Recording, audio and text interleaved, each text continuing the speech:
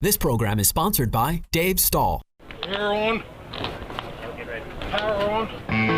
It's time to take your place on the starting grid and get ready for Racer Radio. Your host, Dave Stahl, about to take you for a white-knuckled lap around the motorsports industry, covering everything from top-notch national drivers and crew chiefs right down to your local kid racers and racetracks. Watch for the apex, because here comes Racer Radio with Dave Stahl. All right, folks, welcome to Racer Radio on FM 96.1. AM 1170. The answer. Well, the kid is back, ladies and gentlemen, boys and girls. She's a tad crippled. She's not paying attention to what the doctor's telling her. She's hobbling. She's got crutches. She didn't bring her race car. I could not stay away from today's guest. I was so glad. Who have you got for us today? Well, to my right, we've got Smokin' Joe. He was just here last month, our motorcycle enthusiast and boxer. We might hear a little more about that. Yeah. And to my left, where do we even start? I don't know. Some people know him as the man that brought Husqvarna over to America, a pioneer of American motocross. 3-time title team. I think he raced for Sweden, Mexico, and America. I'm thinking just in this century, he might have won 3 vet championships. Yes. Oh my gosh. Of course, he's been inducted into the AMA Motorcycle Hall of Fame, Motocross Hall of Fame. My favorite, and this is how we met. Hello, Mr. Larsson. Did you really do 17 6-day events? Oh my gosh, that's like the thing that really stands out. I hope to hear more about. And Dave, he started racing in 1959 and even raced as recently as yesterday at Glen Ellen. And he is a tender age of 79, 80? What? I don't know. He's going to let us know. Well, please welcome Mr. Lars Larsson. Woo! I couldn't stay away. I knew you couldn't. Anything with 2 wheels. Lars, how are you doing today? Well, thank you. I'm doing very well. The weather is finally starting to come down a little bit. Thank you very Summer much. here in San Diego. Lars, it's way too hot for me. It's going back up. Sorry to be the spoiler. No, it's not. Yeah, it's going back up. No, this week, no one's Lars. listening to you. Lars. Be quiet. Don't pay attention to her. So, Lars, you raced at Glen Helen yesterday? Yes, I did. What'd you ride? Oh, check this out. 450 Husky 2021. A 2021, Dave. That's how good he is. He shows up and races. Well, yeah. I can't relate. Did anybody take that away from you? No. No. No, you still can do it, right? As long as you can throw a leg over the seat. Well, I'll try. You know, I need a little stand to get up on the bikes. They're so high these days. Yeah. Not like the old Huskies. Are they still kickstart? No. I don't know. Okay, mine is, but mine's like from the late 90s. But you haven't even seen a 2021. No, I haven't. No. Let alone ride. No. So are you still affiliated with Husqvarna? No, not really. Not at all. But you just up love there, their bikes. I'm affiliated with the Motocross Action magazine. Okay. And I'm part of what they call the wrecking crew. And not that any of us old guys are fast enough, but if there's something wrong with the bikes, we usually can break them. Yeah. Oh. Well, I think that there's nothing wrong with that. I mean, if they want to torture test it, they call Lars. Well, I don't know about that, but the bikes get used a lot, and that's how we break them if there's something wrong. So are you totally impressed with the technology? Because, I mean, let's face it, you started back in 59 and 60 where motorcycle technology was pretty much zero. Wouldn't you say? Other than shocks with no travel, a halfway decent engine that hopefully would stay running throughout the whole race, right? Yeah, but in a sense, that was kind of more fun though, because you had to learn how to work on them, right? And today, I mean, you push a button and the damn thing starts, and then you're off you go, and it's a total different world. Yeah, and if it doesn't run, you plug a computer into it. and the computer will tell you what you need to do. If it doesn't run, you point at the mechanic, and then you point at the bike. That's right. And then you leave. Exactly. So what form of motorcycle racing did you start with in 59? Because you were probably over in Sweden. My very, very first race was actually a trial. Second one was an enduro. Right. And then it went from there with enduros and motocross. Right. And you guys really Europe started enduros, and they started the trials. And, we flat tracked. We'd get on a handle or a board track if you want to go back into the 1900s. But we basically did circles. We didn't do a lot of the trials where a lot of your technique is where that comes into play. No, you're right. There was kind of different cultures, what you were using the motorcycle. And terrain. And you had terrain. You had hills and valleys and stuff. Well, you do too, but we didn't use them like you guys used them. No, but that's not our fault. No. I think it's great. I think that's what made you the riders that you were, so that when you did come to the United States, I think you had, I'm not taking anything away from the U.S. motorcycle riders, but you had a lot more different versatility, types. maybe? That's the word. Yeah. Thank you, Teach. Yeah. Is that what you were searching for? Well, and you did a lot of everything, or a little of everything, right? When you were growing up in racing. Yeah, we did, definitely. Yeah. And they didn't have, like you said, you described it very well. We didn't have TT, for example, and we didn't scramble. What you call scramble was something totally different over in Europe. Right. And I think where the motocross actually started in England, it was called scrambling. Right. But it wasn't like scrambling here. No. Did you find that out the hard way? You signed up for it, and you're like, oh. What is this? Well, I found out about TT when I came to this country, I'll tell you that. Wait, okay, speaking of coming here, is it true that like 3 days, you were in the U.S. for 3 days, and you went to the Indiana Championship, pulled a crate out, put the motorcycle together at the track, and then won? Is that a true story? Yes, it is. They shipped the bike to you in a crate. We Edison Dye, who was the man that imported Husqvarnas and that brought me to this country, he came, actually, make a long story short, he came to Poland and picked me up, and he said, hey, he gave me a Volkswagen van, and he said, take it to Brussels, here's the ticket to Chicago, and I pick you up. And I was for a year. Uh-huh. And so I thought, when I landed in Chicago, I thought that was a suburb of San Diego. No. And he came and picked me up. We went to Cleveland to Mr. John Penton, who was like a sub-distributor for Edison Dye. We picked up a crate, and he said, we're going. Okay. I was still on European time, Oh, man. And we got to this Indiana TT State Championship, and we pulled the crate out of the bike, and I put the fork and everything, the cables, we put gas. And people came around and said, well, we're in here. And Edison was talking because I didn't speak English. Right. But Larry?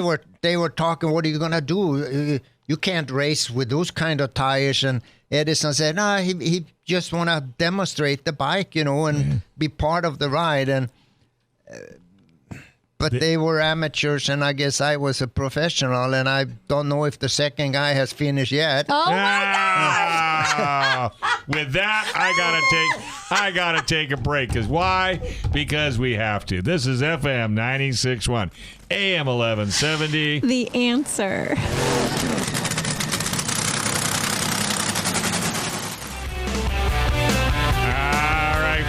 Welcome back. You are listening to FM 96.1, AM 1170. The Answer. And we are sitting in a room full of icons. Yeah, I wish we had another hour. Seriously, I'm not even kidding. I want to know more about this 6-day event. I want to know more about the titanium motorcycle. I want to know more about you and Marty Smith in the boxing ring. And we only have a few minutes. He's in the boxing ring with Marty Smith? Yes. Shouldn't be beating up on little kids.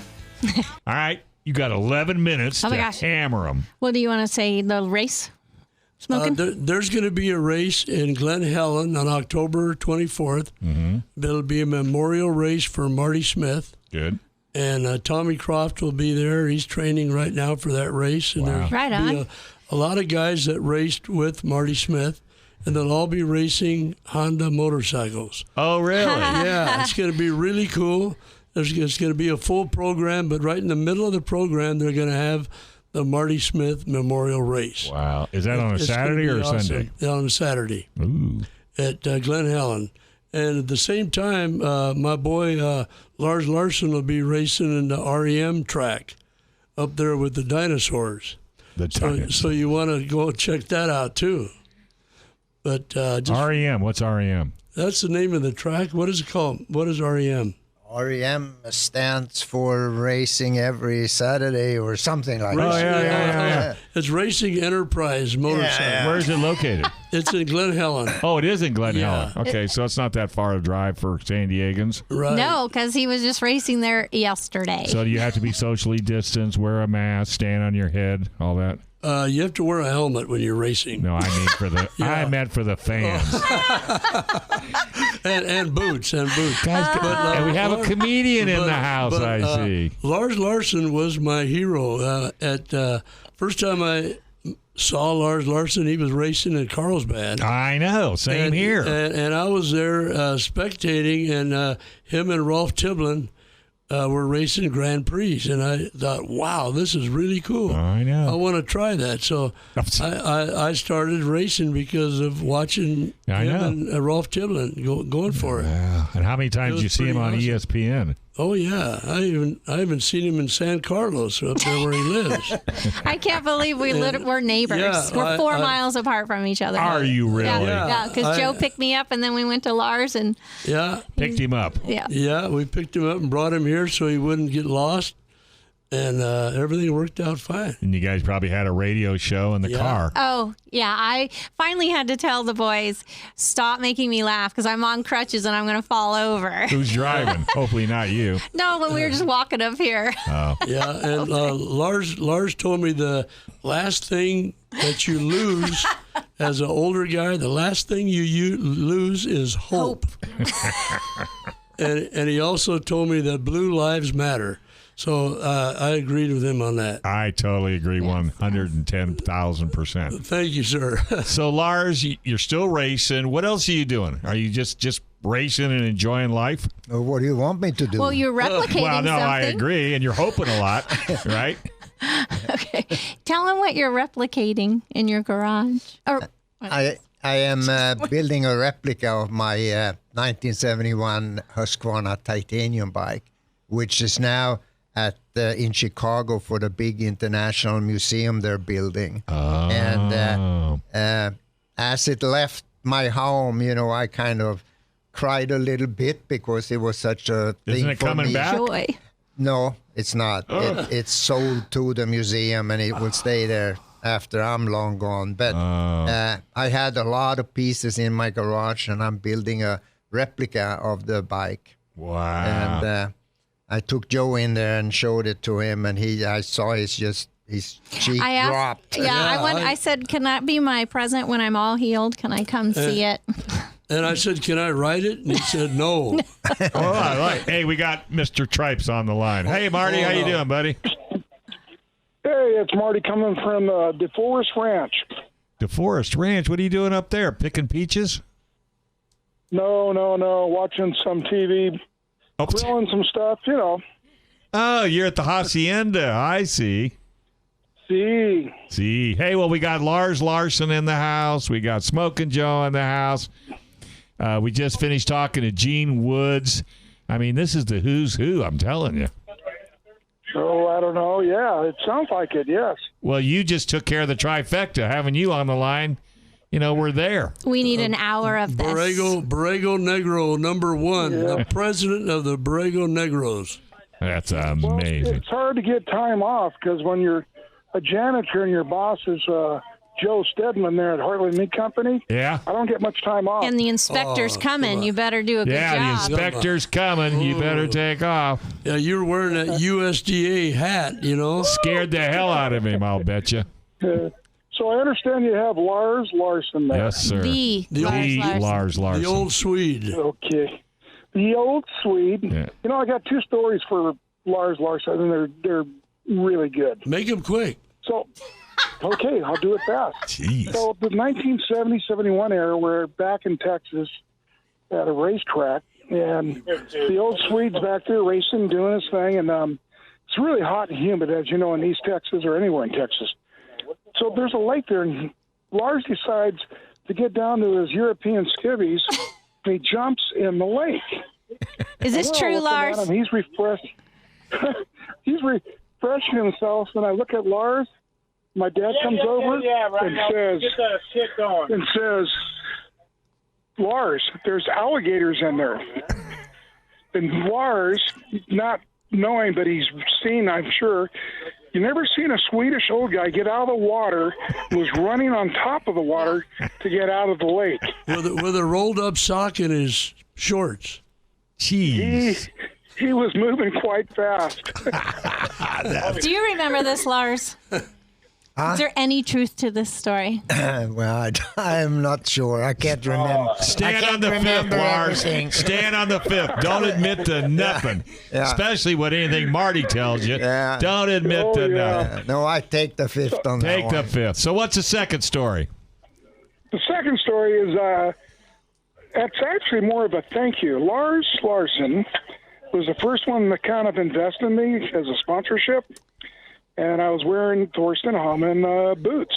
Well, anyway, going through, Thorsten came over in one of his visits, and Lars took him out, and I didn't know this had happened until I had a couple of people tell me that he took Thorsten to San Diego, what we called the White Wall, and he said, Thorsten, watch this kid.